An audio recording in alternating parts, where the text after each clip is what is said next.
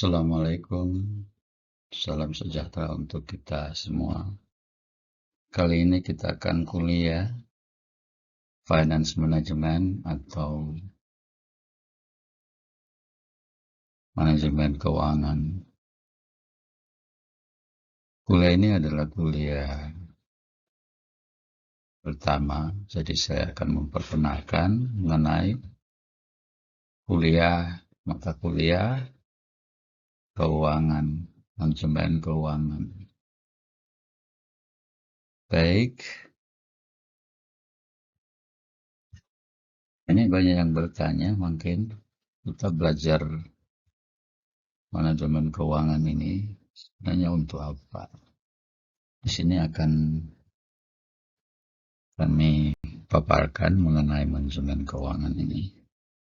Sebenarnya manajemen keuangan ini secara umum bukan hanya diperuntukkan bagi perusahaan, tetapi juga berkaitan dengan bagi mereka yang bekerja di sektor publik, perusahaan, bahkan perusahaan individu pun harus mengetahui manajemen keuangan ini.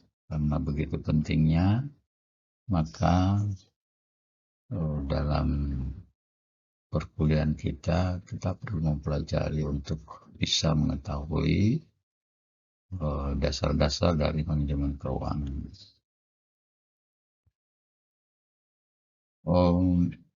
Manajemen keuangan ini sebenarnya memang punya dampak bagi eksternal, jadi bukan hanya internal, tapi juga eksternal. Kemajuan suatu perusahaan, kemajuan suatu daerah atau bahkan negara itu akan berpengaruh dari manajemen keuangan. Bagaimana mengelola keuangannya itu akan mempengaruhi perekonomian sebuah negara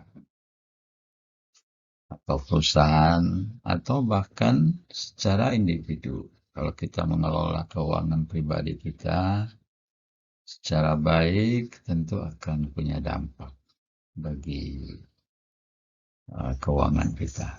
Apakah dia sehat atau tidak sehat.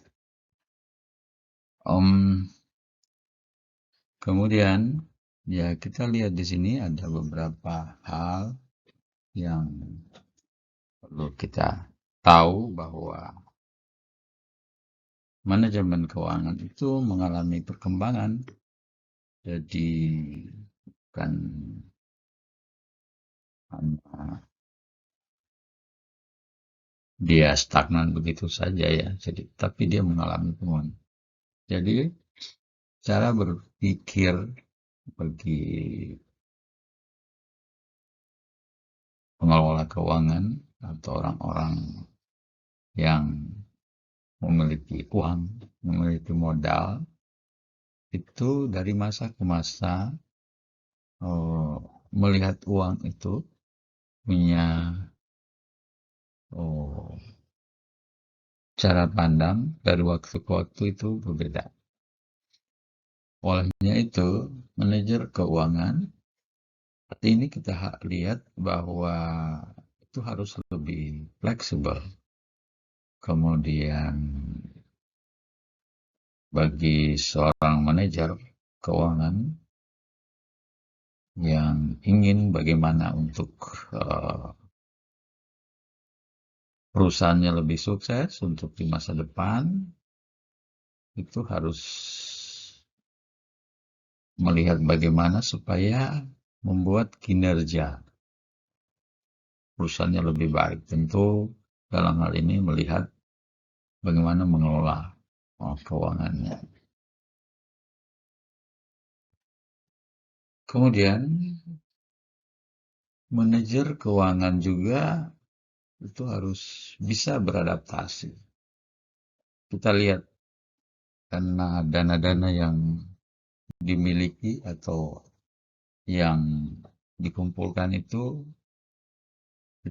tentu oh, harus dikelola dengan baik, baik untuk investasi maupun yang berupa aset, itu harus secara bijak dalam mengelolanya. Dan perlu juga kita ketahui bahwa apabila em, dana itu salah alokasi, maka pertumbuhan ekonomi itu akan melambat. Lalu ketika keinginan ekonomi tidak terpenuhi atau salah alokasi, dapat merugikan. Jadi kalau dia mengelola keuangan di sektor publik, ya tentu yang dirugikan adalah masyarakat. Kemudian selanjutnya bahwa perekonomian, alokasi juga sumber daya itu harus dikelola dengan efisien. Itu penting untuk pertumbuhan dalam perekonomian bagi sebuah institusi atau organisasi ini sangat penting. Karena kita bisa lihat bahwa misalnya dalam pemerintahan, pengelolaan keuangan itu sering kita mendengarkan ada pro dan kontra. Ini kenapa? Ya tentu salah satunya adalah tentang pengelolaan keuangan. Contoh misalnya tentang utang, karena keuangan itu sumber keuangan bagi negara kita itu sebagian besar juga dari utang. Nah ini kadang terjadi kontroversi. Apakah itu apa sisi baik, sisi positifnya, dan apa sisi negatifnya? Jadi memang perlu melihat uh, secara cermat mengenai pengelolaan keuangan itu. Oh, selanjutnya kita tadi sudah memberikan, memperkenalkan uh, manajemen keuangan itu. Sebenarnya manajemen keuangan itu um, untuk apa saja atau untuk kepada siapa dan apa saja yang dilakukan. Sebenarnya inti daripada manajemen keuangan ini ada 3 hal. Yang pertama, keputusan investasi. Kemudian yang kedua, keputusan keputusan tentang pembiayaan. Lalu yang ketiga, manajemen aset. Ini adalah 3 hal penting yang menjadi pokok bahasan dalam finance management atau manajemen keuangan. Baik, kita mulai. Yang pertama adalah keputusan investasi.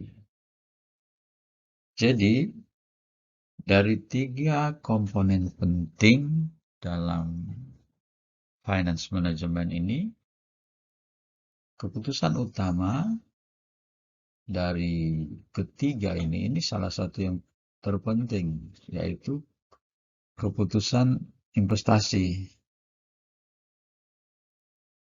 3 keputusan ini, jadi pentingnya kita lihat 3 keputusan utama. Perusahaan dalam hari ini bagaimana menciptakan nilai. Karena kita tahu bahwa dengan berinvestasi, itu akan, investasi kita ibaratkan bagaimana misalnya menanam, jadi ibaratkan seperti menanam kita punya kebun. Di situ kita tanam misalnya pepaya. Dan harapannya adalah nanti ketika kita tanam itu akan tumbuh nanti pepayanya dan ada buahnya. Dan dari situ berkembang, oh, ada buahnya, kemudian kita tanam lagi yang lainnya. Setelah berbuah, kita tanam kembali dari buah itu, jadikan bibit. Nah, itulah sebenarnya harusnya punya nilai tambah dari investasi itu.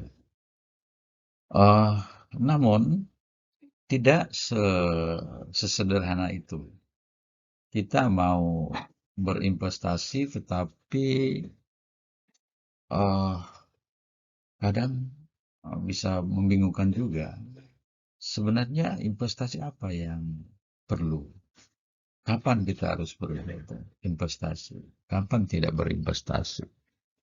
Jadi, nah ini perlu kajian sehingga nanti bisa menentukan bahwa sebenarnya investasi apa dan bagaimana dan kapan.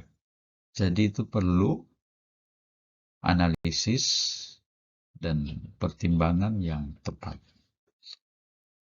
dan waktu yang tepat. Kemudian yang kedua adalah keputusan pembiayaan. Jadi manajer keuangan memperhatikan susunan sisi kanan neraca.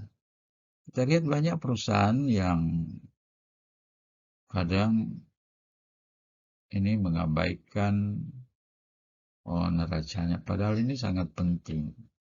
Karena untuk mengetahui pembiayaan, kita harus melihat neracanya. Karena neraca ini alat uh, sebagai barometer untuk melihat bagaimana perusahaan itu. Apakah perusahaan itu uh, sehat atau tidak sehat. Jadi ini sangat penting. Saya kira kalau yang sudah mempelajari tentang akuntansi, mata kuliah akuntansi ini sudah banyak paham tentang uh, keputusan pembiayaan ini. Kemudian yang ketiga adalah manajemen aset. Aset itu kadang kita salah mengelola aset. Jadi aset ini diperoleh dan tadi baik dari investasi maupun pembiayaan. Jadi kalau sudah kita melakukan investasi yang tepat, tentu akan memperoleh ada keuntungan di sana, ada profit, kemudian setelah itu bisa menjadi aset. Kita kembangkan, kita tetapi dalam memiliki aset itu harus dikelola secara efisien. Banyak orang mengelola aset atau bahkan ada yang tidak mengelola asetnya dengan baik, maka seperti misalnya seorang manajer keuangan dibebankan dengan berbagai tingkat tanggung jawab, masuk tanggung jawab operasi atas asetnya. Tanggung jawab ini manajer keuangan lebih mempertimbangkan misalnya sisi aktiva lancar daripada pengelolaan aktiva tetap. Ini tentu tanggung jawab pengelolaan aset ini tetap berada di tangan manajer. Jadi mana yang harus diutamakan? Apakah aktiva lancar atau aktiva tetap? Manajer harus betul-betul mengelola aset ini atau bekerja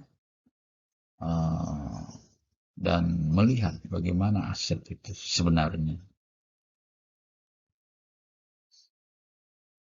Kemudian selanjutnya, the goal of the firm, jadi perusahaan itu sebenarnya punya tujuan. Secara umum bahwa perusahaan itu sebenarnya adalah tujuan utamanya adalah bagaimana memaksimalkan kekayaan.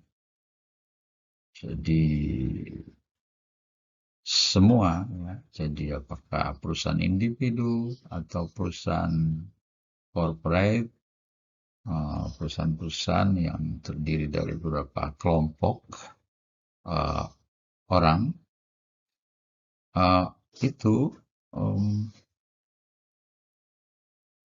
tentu semuanya ingin bagaimana perusahaannya maju, atau bisa memaksimalkan uh, kekayaannya sehingga menjadi perusahaan berkembang dan maju. Jadi perusahaan-perusahaan, kalau kita lihat banyak perusahaan yang sudah go public, jadi dia memiliki saham-saham dan bisa menjual, ya, di bursa efek. Jadi ini memberikan bukti bahwa perusahaan itu memiliki kekayaan, ya, dalam bentuk saham atau masuk dalam bursa-bursa saham. Kemudian di situ kita lihat harga-harga saham bagi perusahaan itu. Oh, ya, tentu kalau kita mau belajar ini banyak di bursa-bursa efek itu, ya, baik dalam negeri maupun luar negeri. Jadi perusahaan-perusahaan yang besar tentu akan masuk ke dalam bursa saham sebagai bukti bahwa mereka memiliki perusahaan yang mempunyai tujuan, ya, seperti yang saya mau kemukakan, bahwa untuk memaksimalkan kekayaan mereka. Selanjutnya adalah bagaimana menciptakan nilai, bahwa seringkali memaksimalisasi keuntungan itu sebagai tujuan untuk perusahaan. Namun seorang manajer dapat terus menunjukkan peningkatan nilainya, atau dalam hal ini kalau perusahaan bagaimana meningkatkan laba perusahaan. Kemudian dengan itu tentu akan biasanya menerbitkan saham-saham untuk digunakan untuk investasi, tagihan treasure. Jadi ada kewajiban-kewajiban yang mereka harus lakukan. Mereka salah satunya menerbitkan saham. Bagi sebagian besar perusahaan, penurunan keuntungan masing-masing, misalnya laba perusahaan akan turun.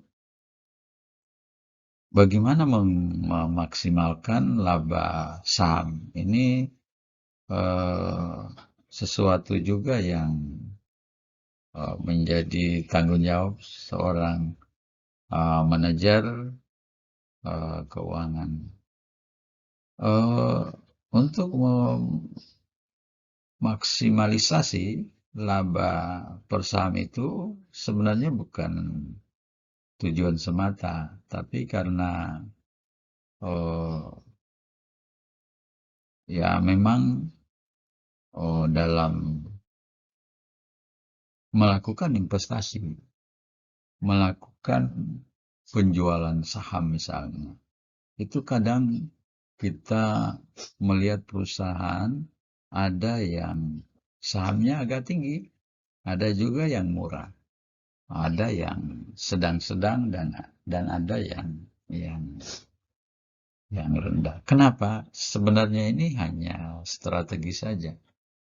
Eh, karena oh, jadi di sini kita bisa analogikan ada yang mengatakan bahwa kalau kita menerima uang misalnya, eh, untuk saat ini 100.000 dolar, tapi kemudian eh, itu misalnya untuk 5 tahun ke depan kita akan menerima. Namun ada juga yang melihat bahwa dia hanya bisa menerima, jadi ini anggaplah sebagai pilihan. Kalau 15.000 dolar itu bisa diterima dalam misalnya 1 tahun. Ini menjadi pilihan. Kira-kira mana yang kita pilih? Apakah memilih yang sedikit, tapi itu sekarang, kemudian 100.000 yang besar itu, tetapi di kemudian hari. Jadi ini jadi pertimbangan. Kita tahu bahwa dalam hal ekonomi itu kan semuanya tidak ada yang pasti. Ini dalam membuat keputusan itu perlu berhati-hati.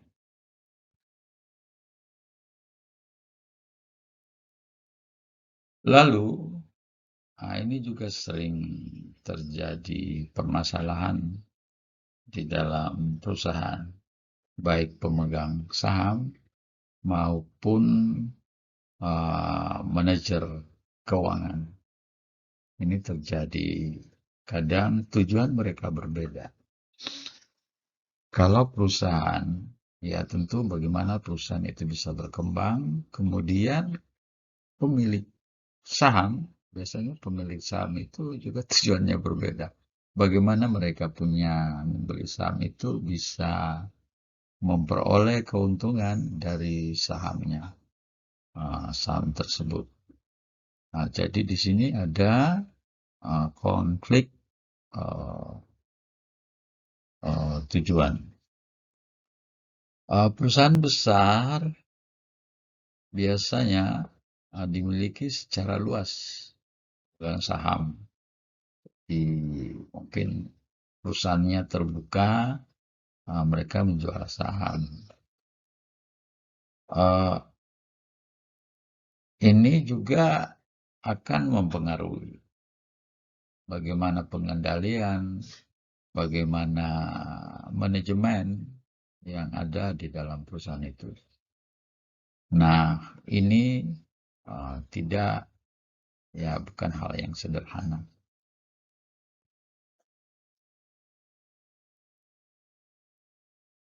Selanjutnya kita mungkin menganggap bahwa manajemen sebagai agen ini sering juga di dalam anggapan bahwa manajer keuangan itu sebenarnya sebagai agen. Sebenarnya tidak seperti itu juga. Artinya apa? Kalau dia sebagai agen dari pemilik perusahaan, tentu tidak akan terjadi konflik. Kenapa? Ya, jadi bagi pemilik saham, karena kalau dianggap manajemen itu atau manajer itu sebagai agen pemilik, itu no problem bagi pemegang saham, atau pasti harmonis-harmonis saja ini. Tapi ini kan kita sering lihat tidak seperti itu. Pengambilan keputusan kadang itu berbeda. Kalau menurut Jensen dan Mackling pertama kali mengembangkan teori komprehensif perusahaan di bawah pengaturan keagenan, ya. Mereka menunjukkan bahwa prinsip dalam kasus pemegang saham dapat meyakinkan diri sendiri bahwa agen atau manajemen akan membuat keputusan yang optimal hanya jika insentif ya jadi diberikan dan hanya jika agen dipantau. Jadi ada dua hal ini menurut Jensen dan McLean. Jadi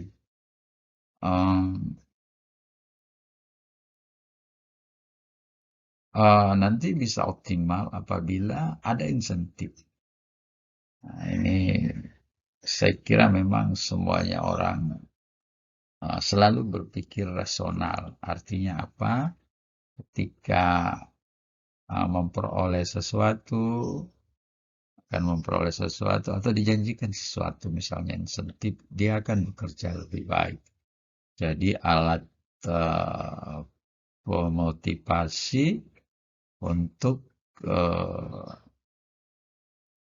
seseorang bekerja lebih baik. Ya, misalnya seorang manajer. Kemudian ini juga harus dipantau. Jadi manajemen itu harus dipantau. Karena kalau tidak dipantau, tentu ya tidak bisa dibiarkan secara ya anggaplah misalnya kita biarkan saja, tentu itu akan berbeda kalau ada kontrol atau pemantauan atau pengawasan. Insentif termasuk opsi saham, termasuk bonus, tunjangan. Jadi itu semuanya yang bisa mendorong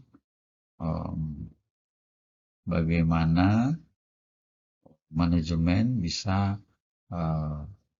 lebih baik karena ya mungkin ada opsi misalnya apakah dia memiliki saham atau diberikan bonus atau tunjangan-tunjangan yang lainnya.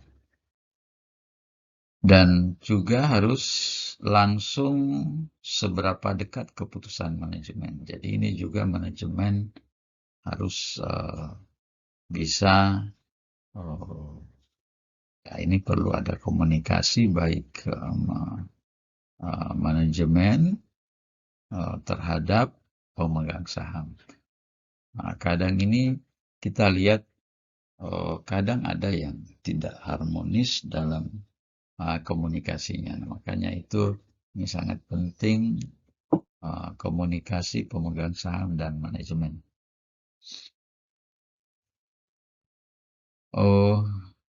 Kemudian pemantauan ini keagenan perlu ditinjau. Ya, ini kalau tidak kita meninjau harus betul-betul diperhatikan karena ya nanti kita belajar juga atau sudah pernah belajar mengenai manajemen konflik. Manajemen konflik itu dalam perusahaan sering terjadi karena ada konflik-konflik kepentingan sehingga ini sangat baik untuk kita pahami.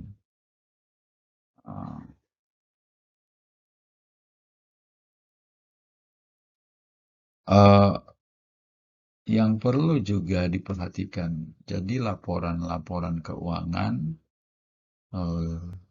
itu perlu kita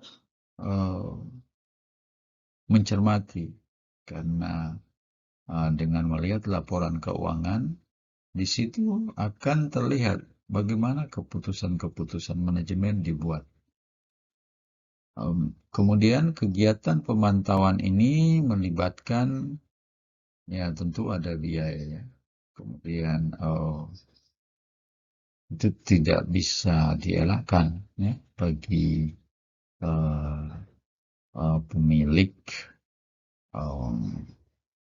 perusahaan dan pengendali perusahaan atau korporasi. Semakin kecil persentase kepemilikan manajer, semakin kecil kemungkinan mereka akan berperilaku konsisten. Jadi maksudnya begini, Kalau makanya banyak perusahaan-perusahaan biasanya manajer itu juga memiliki kadang mereka memiliki juga saham di situ. Kenapa? Ini ada sisi baik positifnya. Karena ketika mereka memiliki saham, jadi eh, mereka seolah-olah itu miliknya dia. Jadi saya analogikan begini bahwa kalau mobil itu milik kita sendiri, pasti beda perawatannya dengan kalau eh, misalnya milik inventarisir. Contoh misalnya kendaraan, kalau milik milik inventarisir itu biasanya tidak dirawat, seperti olinya tidak diperhatikan dan yang lain-lain. Ini banyak kita lihat ini. Seperti itu analoginya. Uh, Kemudian yang selanjutnya CSR, Corporate Social Responsibility. Sering dalam perusahaan itu tidak memperhatikan CSR-nya. Padahal CSR ini ya cukup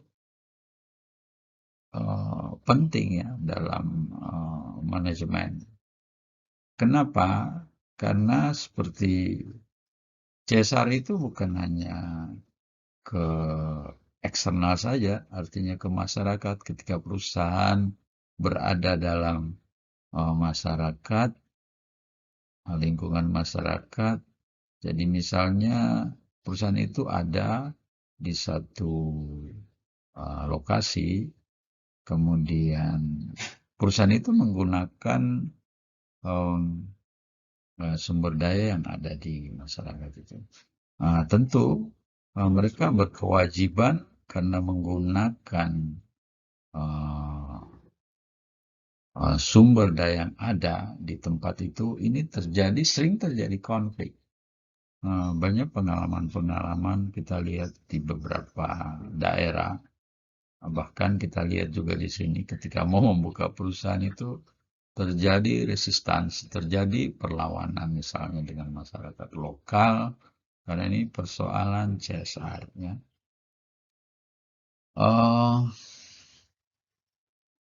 Jadi ini perlu sangat penting untuk diperhatikan ya. Di CSR ini misalnya setelah perusahaan itu dibuka, kadang semuanya yang datang itu di dalam manajemennya biasanya itu dari luar misalnya. Orang-orang luar dari yang bekerja di dalam perusahaan itu. Kami lihat seperti di daerah ini, ya rata-rata seperti itu. Jadi pengelolanya biasanya dari luar. Kalau yang pekerja-pekerja kasarnya itu ya kebanyakan ya lokal itu. Jadi memang kelihatannya kurang adil. Ya, tetapi itulah kenyataan. Oh, ya, ini selanjutnya ini perlu menjadi perhatian. Kan. Jadi kita lihat kalau di Indonesia sendiri memang ada regulasinya mengatur bagaimana perusahaan itu memberikan kewajiban CSR-nya terhadap lingkungan yang ada. Jadi ini perlu bukan hanya manajemen, tapi pemegang saham juga harus mengetahui seperti itu. Oh, memang ini persoalan CSR ya ya tidak semudah itu ya. Jadi memang banyak tanggung jawab yang harus dilakukan bagi perusahaan atau manajemen dan juga pemegang saham. Ini kita lihat seperti bagaimana melindungi konsumen, membayar upah karyawannya secara ini lebih adil, kemudian praktek bagaimana merekrut, ini kita lihat ya bagaimana pendekatannya, apakah pendekatannya terbuka atau tertutup ya. Jadi mungkin ini juga memang perlu dilihat. Lalu melihat baik dari segi kompetensi ya, ini juga harus kadang kalau sudah keluarga, teman, nah itu biasa isu-isu ini sering muncul. Kemudian lalu isu-isu lingkungan misalnya pencemaran udara, pencemaran air, pencemaran lingkungan ya. Jadi banyak perusahaan-perusahaan itu. Nah, kalau kita lihat ya sebenarnya ya banyak juga yang dihasilkan yang dirugikan ya bagi lingkungan hidup kita. Jadi ini perlu menjadi banyak perusahaan-perusahaan yang gagal karena persoalan CSR-nya tidak diperhatikan. Mereka hanya punya tujuan utama yang penting bisa eh, perusahaan itu bisa bisa maju, bisa mengumpulkan kekayaan. Ya, jadi bagaimana? Ya, tentu diperlukan di sini corporate governance. Jadi ada tata kelola em, perusahaan ya, mengacu bahwa perusahaan dikelola dan dikendalikan, mencakup hubungan antara pemegang saham, dewan direksi dan manajemen ya. Jadi ini semua harus eh, perlu dikelola dengan baik atau tata kelola yang baik. Karena ini sering terjadi hal-hal eh, mengapa tidak berjalan dengan baik. Mengapa dalam sebuah organisasi perusahaan itu kadang berjalannya tidak begitu harmonis sehingga ini bisa menentukan masa depan perusahaan, ya, termasuk kinerja perusahaan. Tiga kategori kunci ya yang kita lihat tata kelola perusahaan itu yang harus menjadi perhatian. Pertama, pemegang saham. Jadi di sini ada pemegang saham biasa yang memilih dewan direksi dan yang kedua direksi perusahaan itu sendiri, direksi perusahaan eh, dan ketiga pejabat eksekutif ya yang dipimpin oleh chief CEO ya. Jadi ini semua harus uh, uh, masing-masing punya tanggung jawab yang berbeda-beda dan perlu tata kelola yang baik. Dewan direksi penghubung ya antara pemegang saham dan manajer. Jadi ini kita lihat dewan direksi itu biasanya mengkomunikasikan antara pemegang saham dan manajemen. Ini salah satu instrumen uh, tata kelola yang baik dan efektif. Nah, ini dua hal ini antara pemegang saham dan manajemen. Lalu pengawasan perusahaan pada akhirnya menjadi tanggung jawab mereka ya, yang tadi antara pemegang saham dan manajemen. Ya, jadi ini perlu perusahaan memastikan bahwa manajemen bertindak demi kepentingan terbaik bagi pemegang saham ya. Jadi manajemen itu harus sama-sama ya, bisa bekerja sama baik pemegang saham maupun manajemen. Dewan direksi juga kebijakan perusahaan dan CEO itu dan Oh, ya, ini dalam kegiatan sehari-harinya itu perlu eh, mengelola ya aktiva perusahaan. Ya, jadi aktiva ini tidak bisa eh, bekerja tanpa adanya eh, kebijakan ya, kebijakan dan ini dewan direksi ini harus menasihati atau memberikan eh, pengendalian ya, terhadap CEO-nya karena kalau tidak ya pasti ya memang bahwa di dalam perusahaan itu ada ya bagi perusahaan perlu melihat bahwa seorang manajer atau seorang CEO itu ada nanti yang didorong-dorong, berikan support, berikan apa, uh, ya kadang ada sanksi juga, ya itu baru mereka bisa bekerja atau berkinerja dengan baik. Di prinsipnya nanti dia diberikan misalnya sanksi, tapi ada juga yang diberikan insentif, mereka bisa bekerja dengan lebih baik.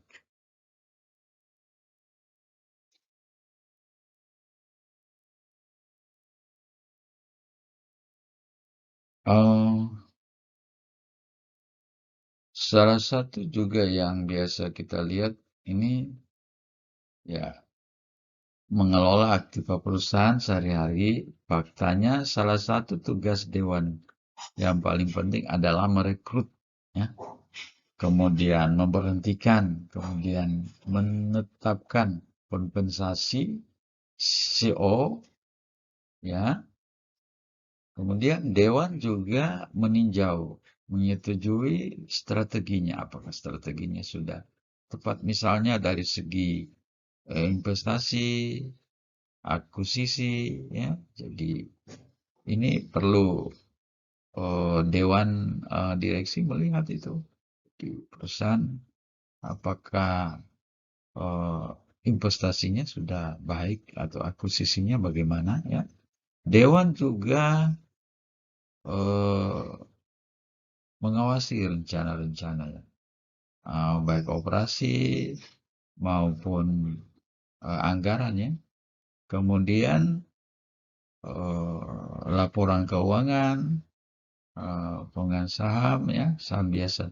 Kalau kita lihat seperti ini, saya ngambilnya ini materi kebanyakan uh, dari perusahaan-perusahaan di negara maju seperti di Amerika.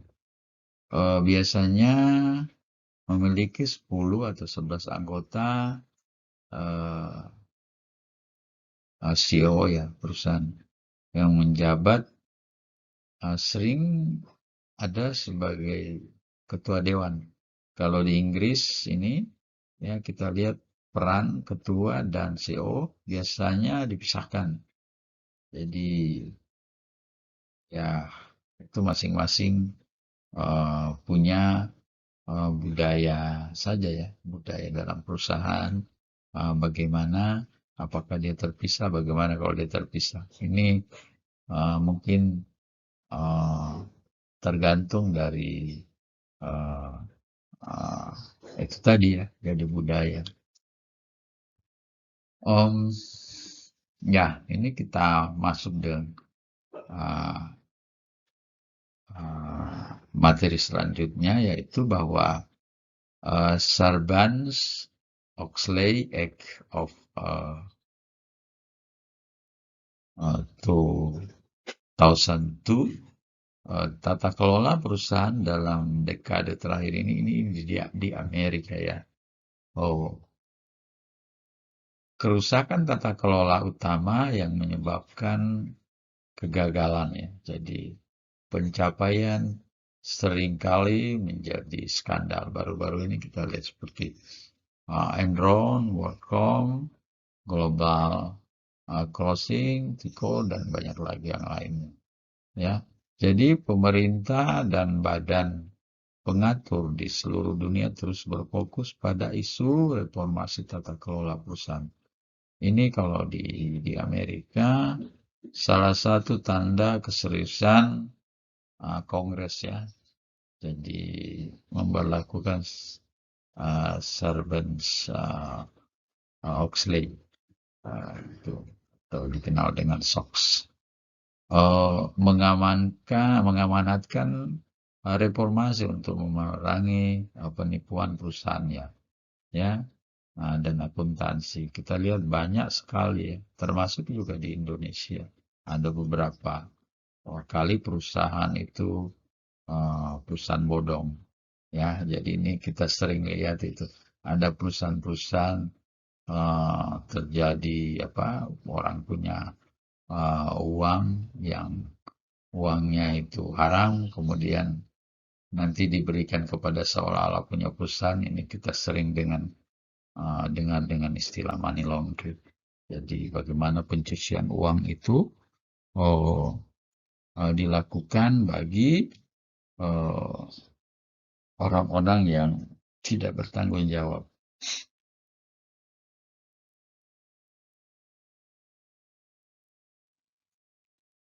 Eh, ya, seperti kalau dia ini di Indonesia ada juga ya. Itu seperti eh, OJK ya. Jadi ada pengawasan terhadap eh, jasa keuangan itu memperhatikan bagaimana eh, ya seperti banyak persoalan-persoalan eh,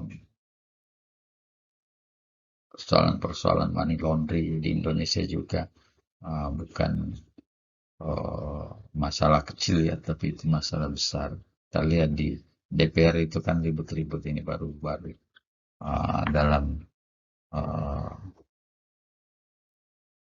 bulan-bulan terakhir ini kita lihat.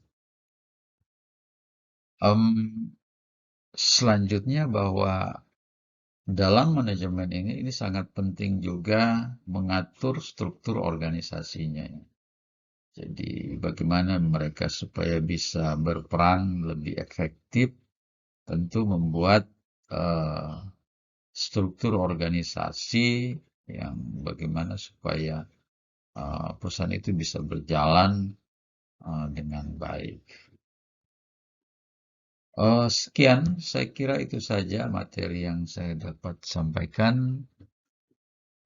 Lebih dan kurangnya nanti kita diskusikan uh, agar materi ini bisa lebih berkembang, bisa diskusi. Uh, saya kira itu saja. Terima kasih. Assalamualaikum warahmatullahi wabarakatuh.